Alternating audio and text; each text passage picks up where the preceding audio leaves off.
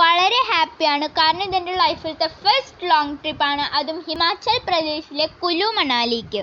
Waiting for my train Mangaladeep express at Shoranur station. ട്രെയിനിൽ ഞങ്ങൾ സത്യം പറഞ്ഞാൽ നല്ലോണം എൻജോയ് ചെയ്തു. ഗെയിംസ് കളിച്ചു, സിനിമ കണ്ടു. പിന്നെ ഒരു ചെറിയ അനിയത്തിക്കുട്ടീനെ കിട്ടി. അപ്പോൾ അനിയത്തിൻ്റെ ഒപ്പം കളിക്കുകയും ചെയ്തു. ഫുഡൊക്കെ ഞങ്ങൾ ഇവിടെ നിന്ന് തന്നെ പാക്ക് ചെയ്തിട്ടാണ് പോയിരിക്കുന്നത്. അതായത് നല്ല സൂപ്പർ ടേസ്റ്റ് ആയിരുന്നു. അതൊക്കെ കഴിച്ച് തീർത്തു. ഞങ്ങൾ ഡൽഹി സ്റ്റേഷനിൽ എത്താറായി. ഞങ്ങളങ്ങനെ നിസാമുദ്ദീൻ റെയിൽവേ സ്റ്റേഷനിലെത്തി. ഒരു ക്യാബ് ചെയ്തു. ഇത് നല്ലോണം നോയ്സിയും ക്രൗഡഡും ആയിട്ടുള്ളൊരു സ്ഥലമാണ്. ഞങ്ങൾ അങ്ങനെ RK ആശ്രം ഗേറ്റ് നമ്പർ 3ക്കാണ് പോണത്. അങ്ങോട്ട് പോണ വഴിക്ക് ഇന്ത്യ ഗേറ്റും നിസാമുദ്ദീൻ പള്ളി, പ്രസിഡൻസ് ഹൗസ് അങ്ങനത്തെ കുറച്ച് സാധനങ്ങൾ കണ്ടു. 6:30 ആയി. നമ്മളുടെ ബസ് വന്നു. ഇതിലാണ് നമ്മൾ പോണത്. ഇനി 14 to 16 hours വേണം ഞങ്ങൾക്ക് ഹിമാചൽ പ്രദേശിലെത്താൻ. ഞങ്ങൾ മണാലിയിലാണ് ഇറങ്ങിയത്. ഞങ്ങളുടെ ക്യാബ് റെഡിയായിരുന്നു. അപ്പോൾ ബ്ലോക്ക് ഉണ്ടായതുകൊണ്ട് ഞങ്ങൾ 11 o'clock ആയി റൂമിലെത്താൻ. ഇനി ഒരു ചെറിയ റെസ്റ്റിന് ശേഷം വൈകുന്നേരം ഞങ്ങൾ കറങ്ങാൻ പോകും.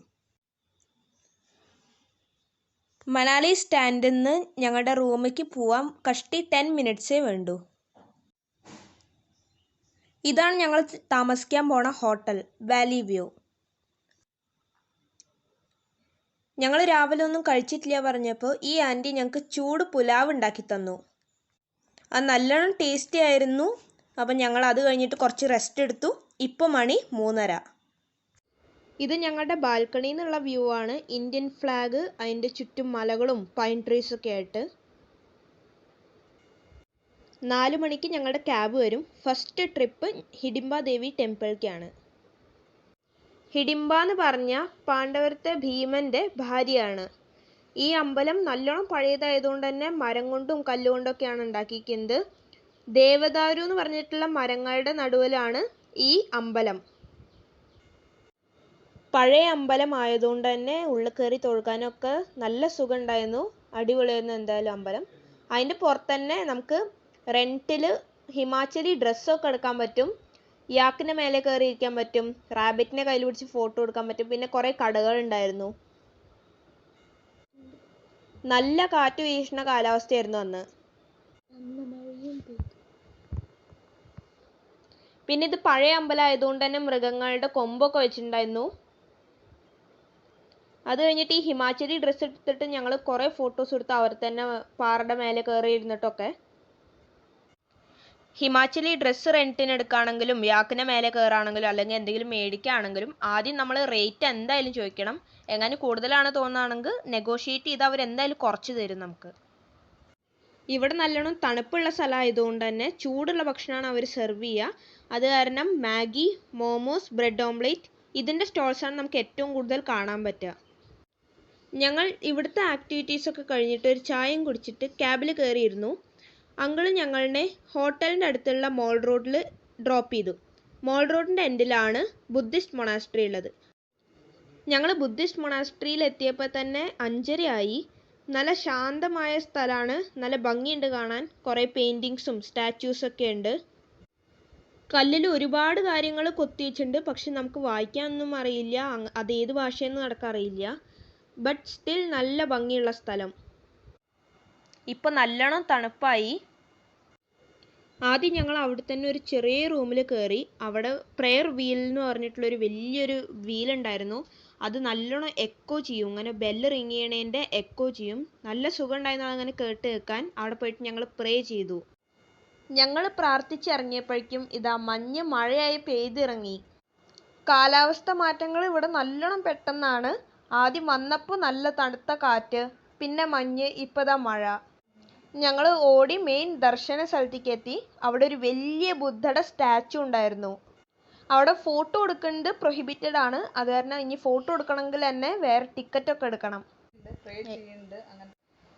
ഞങ്ങൾ 10 മിനിറ്റ് അവിടെ നിന്നിട്ടും മഴ തോരുന്ന ലക്ഷണം ഉണ്ടായില്ല.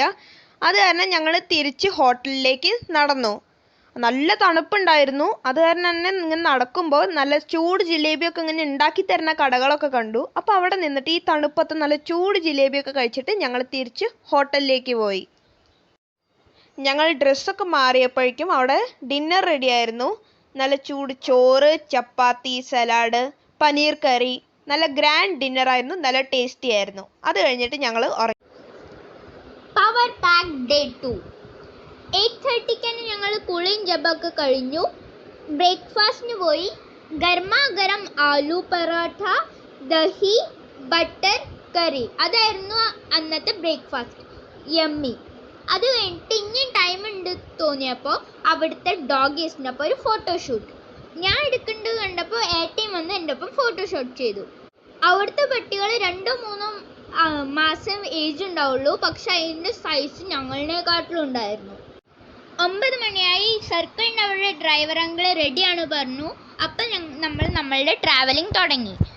ഇന്നത്തെ പ്ലാനിങ് സത്യം പറഞ്ഞാൽ സോളൻ വാലിക്കായിരുന്നു. പക്ഷേ ഇത് ഓഫ് സീസൺ ആയതുകൊണ്ട് തന്നെ ഇപ്പോൾ അവിടെ സ്നോ കുറവായിരിക്കുന്നു പറഞ്ഞതുകൊണ്ട് തന്നെ ഞങ്ങളുടെ ഇപ്പോഴത്തെ പ്ലാനിങ് റോട്ടാങ്കിലേക്ക് പോകാനാണ്. ഡ്രൈവർ അങ്കിൾ പറഞ്ഞു ഈ ഡ്രസ്സിലെങ്ങാനും അങ്ങോട്ട് പോയാൽ നമ്മൾ ഐസ് ബൊമ്മകളാവുന്നു. അതുകൊണ്ട് തന്നെ അടുത്തുള്ള ഒരു ഡ്രസ്സിൻ്റെ ഒക്കെ ഒരു ഷോപ്പിൽ നിർത്തി അവിടുന്ന് ഞങ്ങൾ ഡ്രസ്സും വാങ്ങിച്ചു. അപ്പോൾ അവിടെ കളിക്കാനുള്ള ഗെയിംസിൻ്റെ പാക്കേജ് കൊടുത്തു. അങ്ങോട്ട് പോണ വഴിയിൽ ഞങ്ങൾക്ക് വേൾഡിലത്തെ ഏറ്റവും വലിയ ഹൈവേ ടണൽ, അട്ടൽ റോട്ടാങ് ടണൽ, അത് 9 കിലോമീറ്റർ വലിപ്പമുണ്ടായിരുന്നു. ഞങ്ങളിപ്പോൾ തീരുമാനിട്ട് അതിന് വീഡിയോ ഒക്കെ ഓൺ ചെയ്ത് വെക്കായിരുന്നു. പക്ഷേ ആ ഡ്രൈവർ പറഞ്ഞു ഇപ്പോഴൊന്നും തീരില്ല, ഞാൻ പറയാം അപ്പം അത് ഓൺ ചെയ്താൽ മതിയെന്ന്. എവിടെ പോയാലും ഒരു കാര്യം ഓർമ്മ വെക്കണം, ബാർഗെയിൻ എന്തായാലും ചെയ്യണം. ഞങ്ങളും ഞങ്ങളുടെ ഗെയിമിൻ്റെ പാക്കേജ് ബാർഗെയിൻ ചെയ്തിട്ട് തന്നെയാണ് എടുത്തിരിക്കുന്നത്. ഇനി അവിടെ പോയാലേ അറിയുള്ളൂ എങ്ങനെയാണ് ഞങ്ങൾ ഗെയിമൊക്കെ കളിച്ചത്. ഞങ്ങൾ നല്ലോണം എക്സൈറ്റഡ് ആയിരുന്നു അതുവരെ എത്തുമ്പോൾ. പിന്നെ മൊബൈൽ നെറ്റ്വർക്ക്സ് എന്ന് പറയുന്നത് വെറും ജിയോൻ്റെ സിമ്മ് മാത്രമേ അവിടെ വർക്കാവുള്ളൂ. പിന്നെ ഒരു സൈഡിൽ ടിബറ്റ് ബോർഡറും ഒരു സൈഡിൽ പാകിസ്ഥാൻ ബോർഡറുമാണ്. ഇതാ നമ്മളുടെ 9 കിലോമീറ്റർ വലുപ്പമുള്ള ടണലിൽ നിന്ന് പുറത്തിറങ്ങിട്ടോ. ആ ടണലിൽ നിന്ന് അങ്ങോട്ട് ഇറങ്ങി ഉടനെ തന്നെ 2 സൈഡിലും സ്നോ ആയിരുന്നു. വെറും സിനിമകളിലും സ്വപ്നങ്ങളിലും മാത്രം കണ്ടിട്ടുള്ള മഞ്ഞ് മൂടിയ ഹിമാലയങ്ങൾ.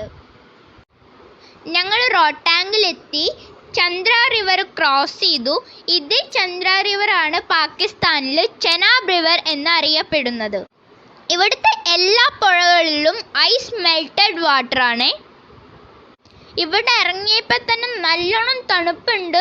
പക്ഷേ ഞങ്ങളിപ്പോൾ കളിക്കാൻ പോവാണ്. ഇന്നലെ കണ്ട പോലെ തന്നെ ഇവിടെ എല്ലായിടത്തും മാഗി സ്റ്റോൾസ് ഉണ്ട്. ഞങ്ങളുടെ ഗെയിംസ് ഇത് തുടങ്ങി. എല്ലാ ഗെയിമിൻ്റെ സ്റ്റാർട്ടിങ്ങിൽ ഒരു വാമപ്പ് വേണം. അപ്പം ഞങ്ങളുടെ വാമപ്പ് ഇവിടെ ഉണ്ടായത് ഒരു സ്ഥലം ഐസ് ബോൾസ് എറിയാലും. ഞാൻ ഏട്ടൻ്റെ കോട്ടിൻ്റെ ക്യാപ്പിൻ്റെ അകത്തൊക്കെ കൊണ്ടുപോയി ഐസൊക്കെ നിറച്ച് വെച്ചിട്ടുണ്ടായിരുന്നു. ആ ഐസ് എന്നിട്ട് പോകുമ്പോഴാണ് ഞങ്ങൾക്ക് കിട്ടിയത്. ഫസ്റ്റ് ഞങ്ങൾ ചെയ്തത് സ്കീയിങ് ആണ്. ഫസ്റ്റ് നമ്മൾക്ക് ആ ഗൈഡ് കുറച്ച് എങ്ങനെ ചെയ്യേണ്ടതെന്നൊക്കെ പഠിപ്പിച്ച് തരും, എങ്ങനെ ഒന്ന് ഉന്തിത്തരും, എങ്ങനെ അത് പിടിക്കേണ്ടതെന്നൊക്കെ പറഞ്ഞു തരും. അത് കഴിഞ്ഞിട്ട് നമുക്കത് എത്ര വേണോ അത്രയും നേരം ചെയ്യാം. അതിൽ ഏറ്റവും കൂടുതൽ വീണിട്ട് അവാർഡ് വാങ്ങിച്ചത് ഞാനാണ്.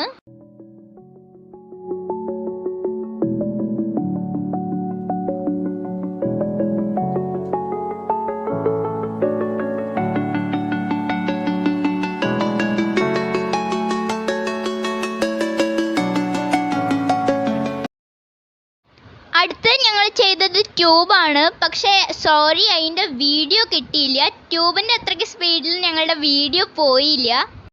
അത് ഒറ്റ വട്ടേ ചെയ്യാനും പറ്റുള്ളൂ. ഗെയിംസ് എല്ലാം കഴിഞ്ഞപ്പോഴേക്കും ഞങ്ങൾ നല്ലോണം ടയേർഡായി. അപ്പോൾ നല്ല തണുപ്പത്ത് നല്ല ചൂട് മാഗി കഴിക്കാൻ അവിടുത്തെ ഒരു സ്റ്റാളിൽ പോയി. അവിടെ മാഗി റെഡി ആകുമ്പോഴേക്കും ഞങ്ങളിവിടെ ഒരു സ്നോമാൻ നിർമ്മാണം നടത്തി. അമ്മയുടെ ഫോട്ടോഷൂട്ട് കഴിഞ്ഞപ്പോഴേക്കും മണി 2:30. നല്ല തണുപ്പായി. അപ്പോൾ ഞങ്ങൾ തിരിച്ച് സോളൻ വാലിക്ക് യാക്ക് റൈഡിങ്ങിനായി തിരിച്ചു പോയി. തിരിച്ചു പോകുമ്പോൾ നല്ലോണം സ്നോഫോളൊക്കെ ഉണ്ടായിരുന്നു. അങ്ങനെ ഞങ്ങൾ സോളൻ വാലിയിലെത്തി യാക്ക് റൈഡിങ് ചെയ്തു. അത് സൂപ്പർ ആയിരുന്നു. അത് കഴിഞ്ഞിട്ട് അവിടുത്തെ ട്രഡീഷണൽ ഫുഡായിട്ടുള്ള മട്ടൺ റൈസ് കഴിച്ചു. ഞങ്ങളുടെ റെൻറ്റിനെടുത്തിട്ടുള്ള ഡ്രസ്സൊക്കെ തിരിച്ചേൽപ്പിച്ചു. എന്നിട്ട് ഹോട്ടൽ റൂമിലേക്ക് മടങ്ങി. തിരിച്ച് റൂമിലെത്തിയപ്പോഴേക്കും 5 മണിയായി. അത് കഴിഞ്ഞിട്ട് ഒരു ചായയൊക്കെ കുടിച്ചിട്ട് ഞങ്ങൾ മോൾ റോഡിൽ വീണ്ടും കഴിക്കാൻ വേണ്ടി ഇറങ്ങി.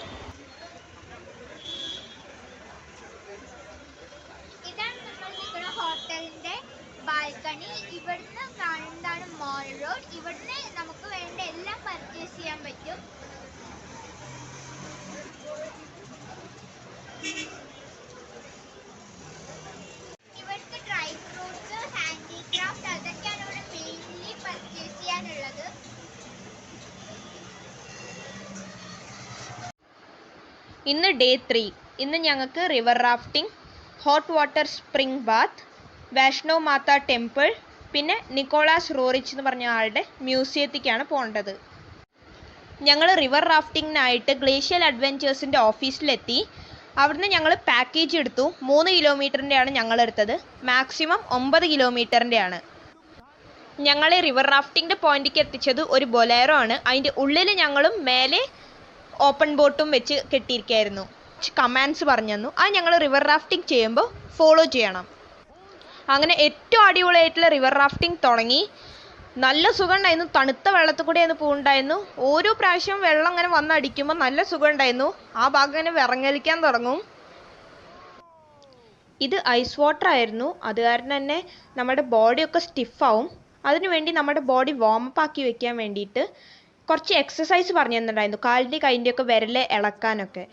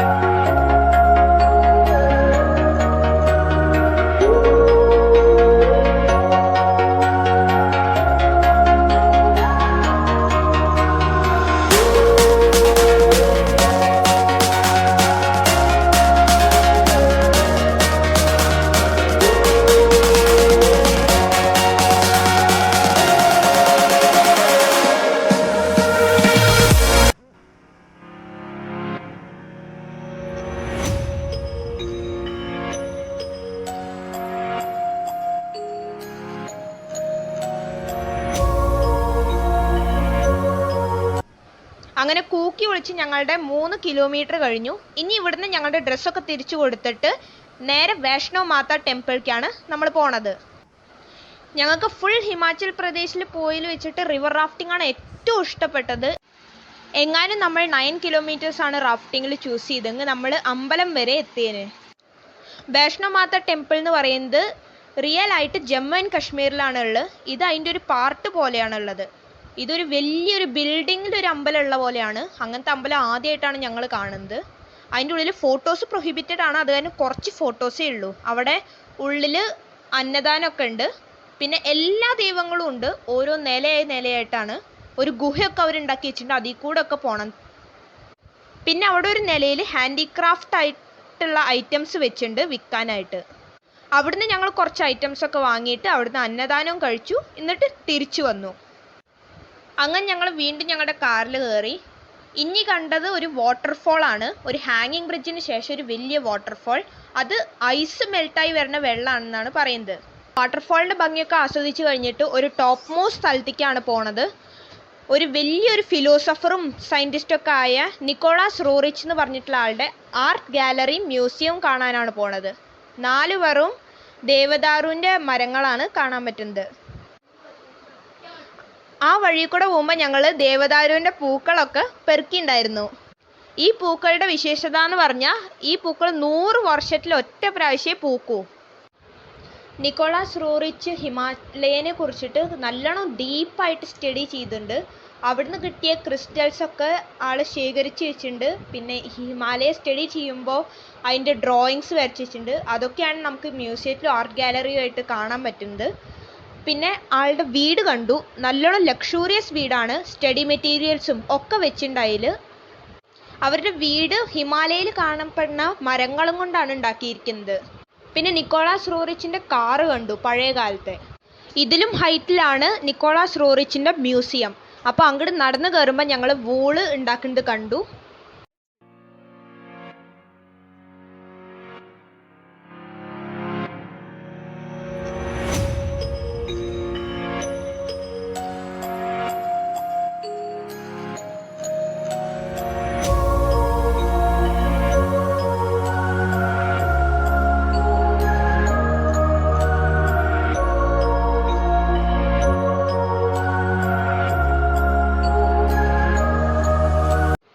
അവിടുന്ന് കുറേ ഫോട്ടോസ് എടുത്തു കഴിഞ്ഞിട്ട് ഞങ്ങൾ മ്യൂസിയം വരെ നടന്നു. അവിടെ കുറേ സ്റ്റോണിൻ്റെ സ്കൾപ്ചേഴ്സൊക്കെ കണ്ടു ഞങ്ങൾ. പിന്നെ ജീരകത്തിൻ്റെ ചെടി കണ്ടു. അപ്പോൾ ഈ ഫോട്ടോ എടുക്കണമെങ്കിൽ മ്യൂസിയത്തിനുള്ളിൽ ടിക്കറ്റ് വേണം. അപ്പോൾ കുറച്ച് ഫോട്ടോസ് ഞങ്ങൾക്ക് കാണിക്കാൻ പറ്റൂ, കുറേ ഉണ്ട്, അതൊക്കെ കാണിക്കാൻ കുറേ ടൈം എടുക്കും.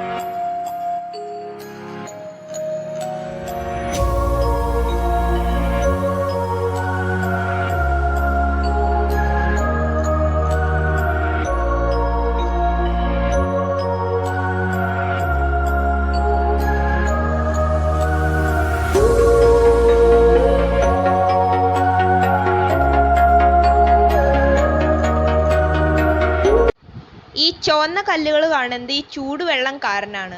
ഓട്ടയിലുള്ള വെള്ളം ചൂടുള്ളതും ഒഴുകുന്നത് നല്ല തണുത്ത വെള്ളമാണ്.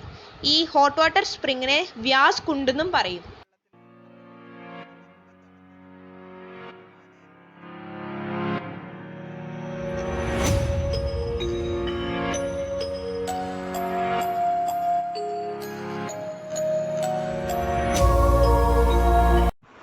ഇന്ന് ഞങ്ങൾ ഹോട്ടലിലേക്ക് നല്ലോണം വൈകിട്ടാണ് എത്തിയത്. 8 മണിയായി എത്തിയപ്പോൾ. അതിനൊപ്പം തന്നെ ഏറ്റവും ഇഷ്ടപ്പെട്ട ദിവസം ഇതന്നെയാണ്. ഇന്ന് ഞങ്ങളുടെ ഇവിടെ ലാസ്റ്റ് ഡേ ആണ്. ഇന്ന് 12 മണിയാകുമ്പോഴേക്കും നമ്മളിവിടുന്ന് ചെക്ക് ഔട്ട് ചെയ്ത് കൊടുക്കണം. അതുകൊണ്ട് തന്നെ ഭീകര പാക്കിങ്ങിലാണ്. വേഗം എല്ലാം റെഡി ആയിട്ടുണ്ട് ഏകദേശം. ഞങ്ങളിവിടെ വന്നത് ഗ്ലേഷ്യൽ അഡ്വെഞ്ചർ എന്ന് പറഞ്ഞ ഒരു കമ്പനി മുഖാന്തരമാണ്. അവരുടെ ഒരു ടൂർ പാക്കേജ്, അത് ഓഫ് സീസൺ ആണ് എടുത്തിരിക്കുന്നത്. ഞങ്ങൾ ഓഫ് സീസൺ ഫാമിലി പാക്കേജ് ആയിട്ടാണ്. ഇവിടെ 3 അഡൽട്ട്സ് ആണ് ഒരു റൂമിലെന്നാണ് പറഞ്ഞത്.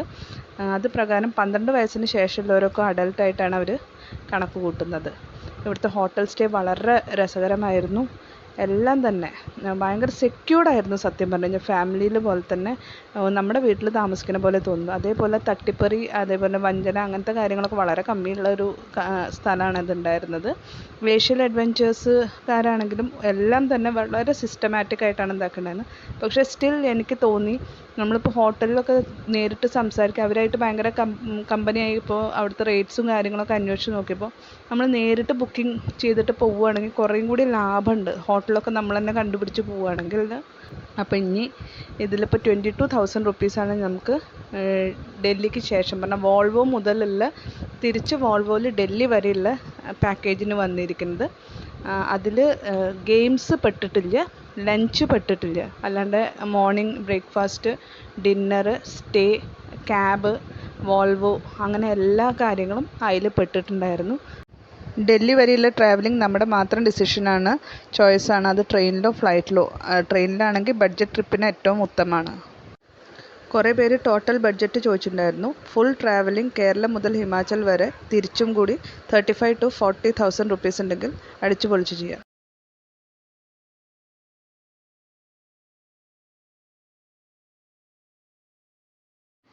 ഈവനിങ് അവിടുന്ന് പുറപ്പെട്ടു. കാലത്ത് തന്നെ ഡൽഹി എത്തി. ന്യൂഡൽഹി പ്ലാറ്റ്ഫോം നമ്പർ 1ൻ്റെ ഓപ്പോസിറ്റിൽ തന്നെ മലയാളി ഹോട്ടലുണ്ട്. അവിടുന്ന് ബ്രേക്ക്ഫാസ്റ്റ് ചെയ്ത് കുറച്ച് നേരം അവിടെ തങ്ങി രാത്രി ട്രെയിനിൽ തിരിച്ച് കേരളത്തിലേക്ക്.